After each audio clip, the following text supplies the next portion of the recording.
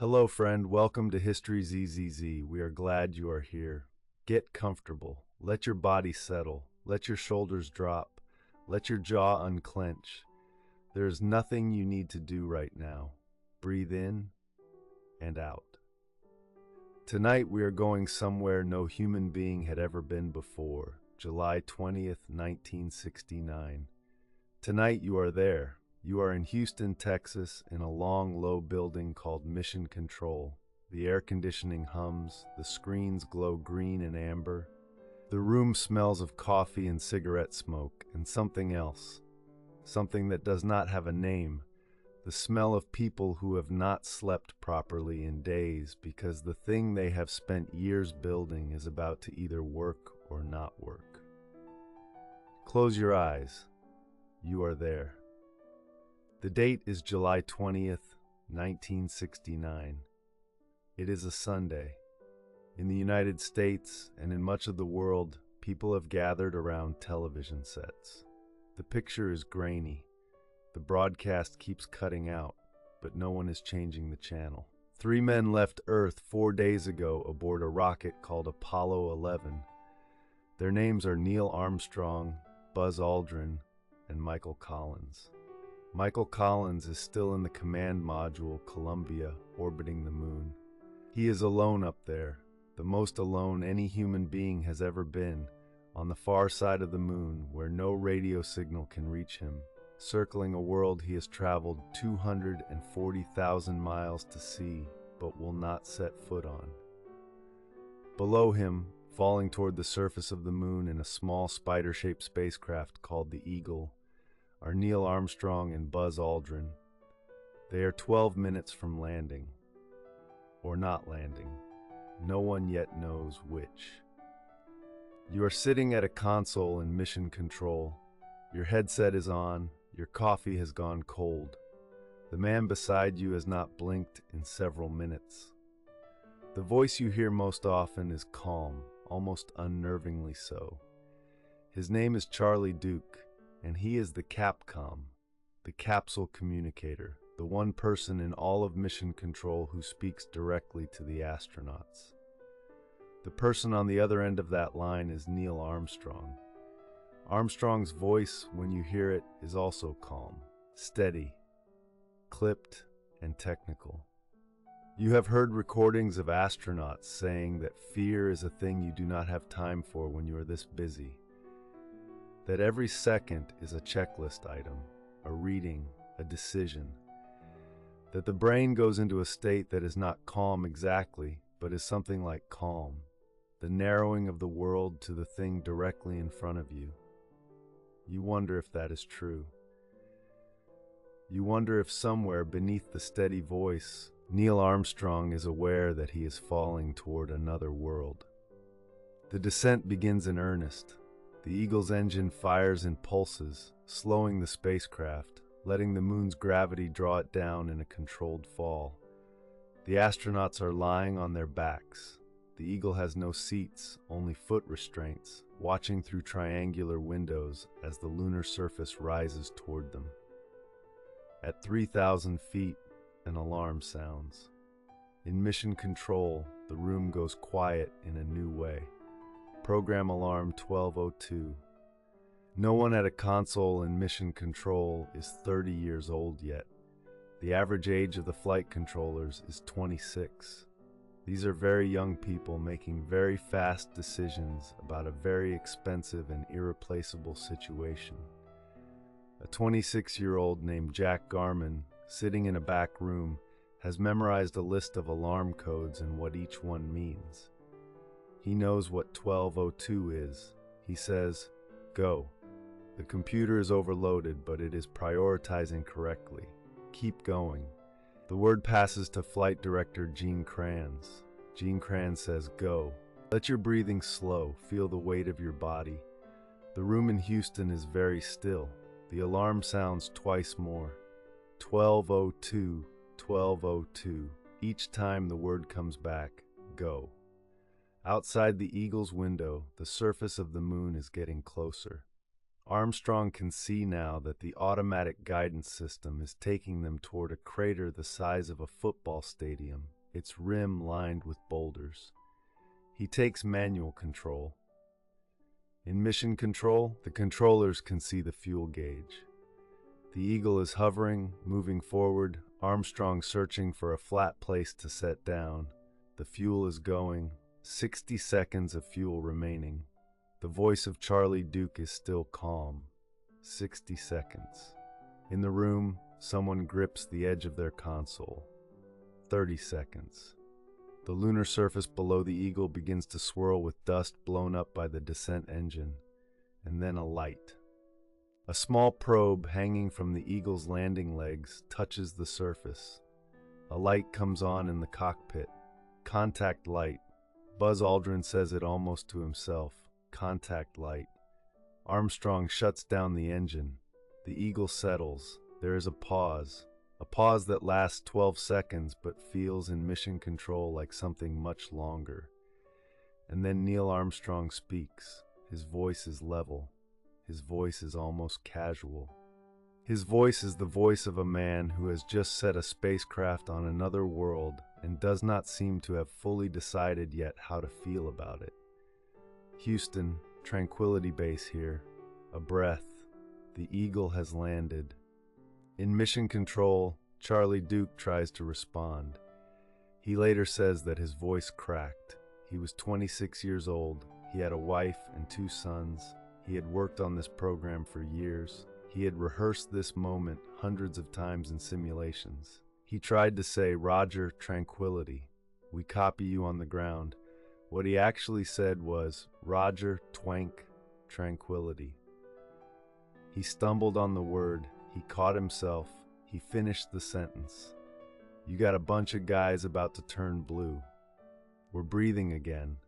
Thanks a lot." In the room around you, people are shaking hands. Someone is crying. Someone else is laughing, which is not so different.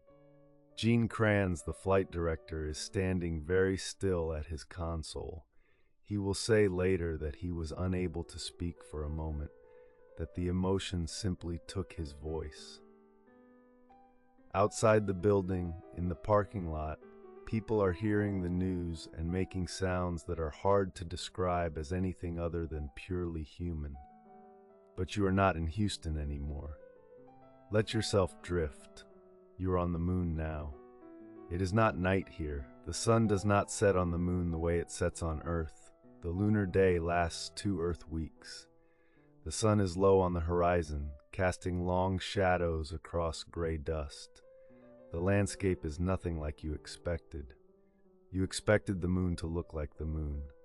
The familiar face you have seen from Earth all your life. Up close, it looks like something else entirely. Like the surface of an old road, ground down and pitted. Like gray powder that has been struck by things at high speed for 4.5 billion years and has the marks to prove it. The craters are everywhere. Small ones, the size of dinner plates. Large ones, the size of swimming pools.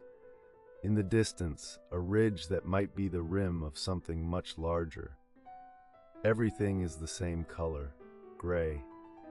The color of old pewter, of ash, of dust that has never been rained on because it has never rained here. Not once, in 4.5 billion years. The silence is unlike any silence you have ever heard. You cannot hear it, actually. That is the strange thing. There is no air on the moon. Sound does not travel here. If you were standing on the surface without a spacesuit, you would hear absolutely nothing. The sun would shine. The dust would drift if disturbed, but there would be no sound at all. Silence is the wrong word for it, actually. Silence implies the absence of sound. This is something more absolute than that. This is a place where the concept of sound has never applied. Inside the Eagle, you can hear the hum of equipment, the soft sound of the ventilation system, Buzz Aldrin reading off numbers. But you know that just on the other side of the hatch, past a few inches of aluminum and insulation, is a silence that has lasted longer than life on Earth. Breathe in, let that settle. You are drifting now. Let the weight of your body go. On the moon, you would weigh 1/6 of what you weigh on Earth. A person who weighs 180 pounds on Earth weighs 30 pounds on the moon. The astronauts in their spacesuits, which weigh nearly 200 pounds on Earth, move here with surprising ease. They will later describe something unexpected, that after the first few minutes of adjustment, moving on the moon feels natural, that the low gravity, once you learn to trust it, has something almost playful about it. Armstrong will describe it as a pleasant place to work. Aldrin will use a word no one expects. He will look at the landscape stretching in every direction, the gray dust, the craters, the utter emptiness, the black sky, the sun, the earth, and he will say one word: magnificent desolation. He will say he has never found better words for it. Let your eyes be heavy. The stars are not visible from the lunar surface in daylight. This surprises people. They imagine an astronaut on the moon looking up at a sky blazing with stars, the Milky Way arching overhead, brilliant and close. But the sun is shining here, and there is no atmosphere to scatter the light. The sky is black, not blue. But it is black the way a clear daytime sky is bright. The sun drowns out the stars. You would need to turn away from the sun and shade your visor and let your eyes adjust to see them. The stars are there. They are always there. You simply have to be still and patient and let the brightness fade before you can see them. This is true of more things than stars. Breathe out. Let the brightness fade. The stars are there. Armstrong descends the ladder first. There are 9 rungs on the ladder of the Eagle. He takes them slowly, pausing on each one. He has practiced this. He knows what each rung feels like. He reaches the last rung and pauses again. The footpad of the landing leg is beneath him, a wide flat circle of aluminum sitting on the gray dust. He steps off the ladder onto the footpad. He looks down. The surface is almost like a powder, he says, very fine-grained as you get close to it. It's almost like a powder. He is talking to Houston, but also, it seems, to no one in particular, to himself. The words of a man processing something in real time. He steps off the footpad. His left boot touches the surface of the moon, and then his right. He stands there for a moment, very still. He says the words. You have heard them your whole life, or you will hear them, or they are playing now in a building far from here on a television screen. That's one small step for man, one giant leap for mankind. There is a debate. There has always been a debate about whether he said for man or for a man. The difference matters. For a man would mean one individual step. For man would mean for humanity, which makes the giant leap redundant. Armstrong maintained until his death that he said for a man, that the A was there but was lost in transmission.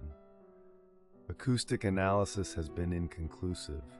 In the end, it does not matter very much. The meaning is clear enough. A human being has just stood on the moon for the first time in the history of our species. After 4.5 billion years of this rock orbiting this planet, after hundreds of thousands of years of human beings looking up at it and wondering, someone has arrived. They drove here from Ohio. Drift now. Let your body be completely still. They are outside for 2 hours and 31 minutes. In that time, they collect 47.5 pounds of lunar rocks and soil. They plant a flag, an American flag, with a wire rod sewn into the horizontal edge because the flag would not hang in a place with no wind. They receive a telephone call from the President of the United States. Richard Nixon calls from the Oval Office. He says it is the most historic phone call ever made from the White House. Armstrong replies, "It's a great honor and privilege for us to be here, representing not only the United States, but men of peace of all nations." They set up scientific instruments, a seismometer to measure moonquakes, a laser reflector that scientists on Earth are still bouncing lasers off today. They take photographs, hundreds of photographs, and then they go back inside. They close the hatch. They try to sleep. It is very difficult. The Eagle is cold and the suits are uncomfortable, and outside the windows the surface of the moon is glowing in the sun. But eventually sleep comes, even here. You are drifting. Let yourself go. Think about the rocks. 47.5 pounds of lunar material, packed carefully into sample boxes, now waiting in the Eagle to go home. These rocks are very old. The youngest are about 3 billion years old.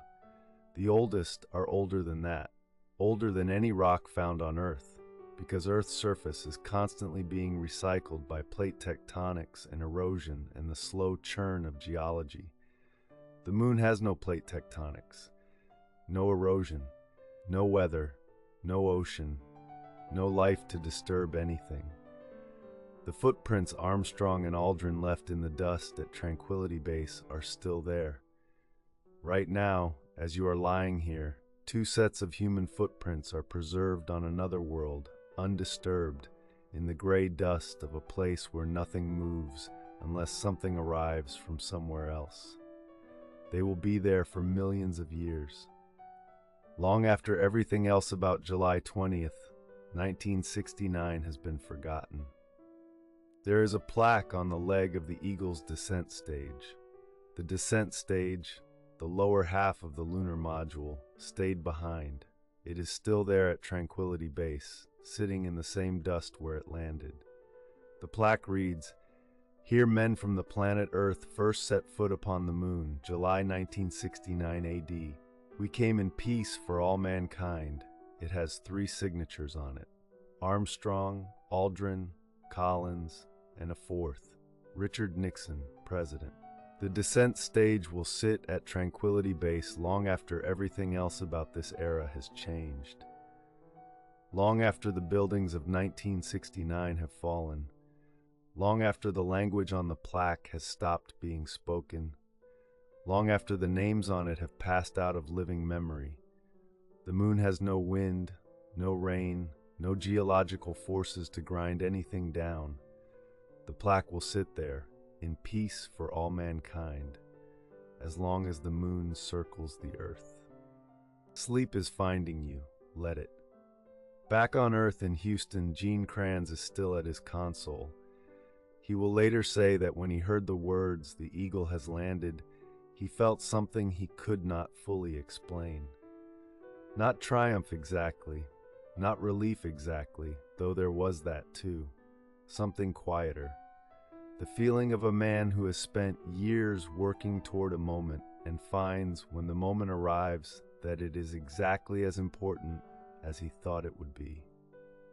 He saved his white vest from that day. He has kept it for more than 50 years.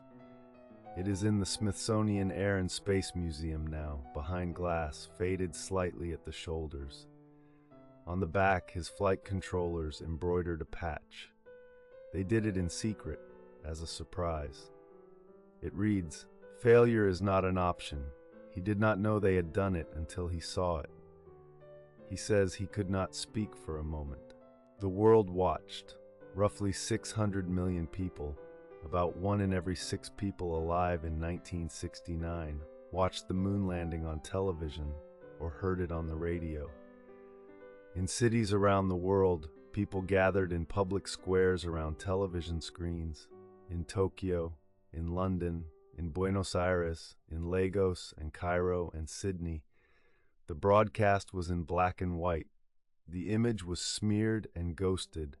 A television signal bounced from the moon to a tracking station in Australia to Houston and then broadcast to the world. You could barely make out the white suit against the white ladder. It did not matter. People understood what they were seeing. A man was walking on the moon, the same moon their grandparents had looked up at and considered unreachable. The same moon every human being had ever seen from Earth. And a man was walking on it. Let your thoughts slow. There is something worth holding in this story that does not get said enough. The people who built this program, the engineers and mathematicians and technicians and machinists, were on average 26 years old. They were children during World War II. They were teenagers when Sputnik launched in 1957 and proved that another country had reached space first.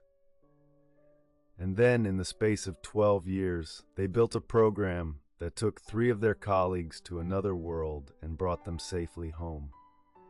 They did not wait until they were older. They did not wait until they were more certain. They worked with the technology they had in the time they had, with computers less powerful than the device you use to read messages. The guidance computer on the Apollo lunar module had 4 kilobytes of memory. 4 kilobytes. It was enough. Sleep is very close now. Let it come. Armstrong and Aldrin sleep for about 7 hours on the surface of the moon. Not well. The suits are stiff, the cockpit is cold, there are no windows that can be fully shuttered against the sunlight falling on the lunar surface. But they sleep. They are human beings, and human beings sleep. Even on the moon. The next day they lift off. The ascent engine fires and the ascent stage rises, the descent stage remaining behind forever. They see the flag topple in the exhaust blast as they leave. They rendezvous with Michael Collins in the command module orbiting above. Collins will say that in all his time orbiting alone, cut off from all contact on the far side of the moon, more isolated than any human being in history, he never felt lonely. He felt, he said, aware. Aware of everything. Aware of the smallness of the capsule and the vastness of everything else. And strangely, completely at peace. Let your body be completely heavy. Let your mind go completely soft. They splashed down in the Pacific Ocean on July 24th, 1969, 8 days after launch, 195 hours of flight time, 2 hours and 31 minutes on the surface of the moon. When the hatch opened, they were met by recovery divers who handed them biological isolation garments. No one knew for certain that lunar material was safe and protocol required quarantine. 3 men splashed down in the Pacific in a small capsule, put on biological hazmat suits. They spent 21 days in quarantine. Neil Armstrong spent those days writing thank you notes. Hundreds of them. To every person on every team who had built every part of every system that had kept them alive. He wrote them by hand. He was that kind of person. Sleep now. You are there. You are in mission control. In the moment the words came through. You are on the surface, in the gray dust, with the earth hanging in the black sky. You are in the Eagle, drifting toward rest. Somewhere tonight, the descent stage of the Apollo 11 lunar module is sitting on the surface of the moon at a place called Tranquility Base. The footprints are there, the plaque is there, the laser reflector is there. Scientists bounce lasers off it still, measuring the moon's slow drift away from Earth 3.8 centimeters per year. The moon is moving away from us, slowly, as it always has.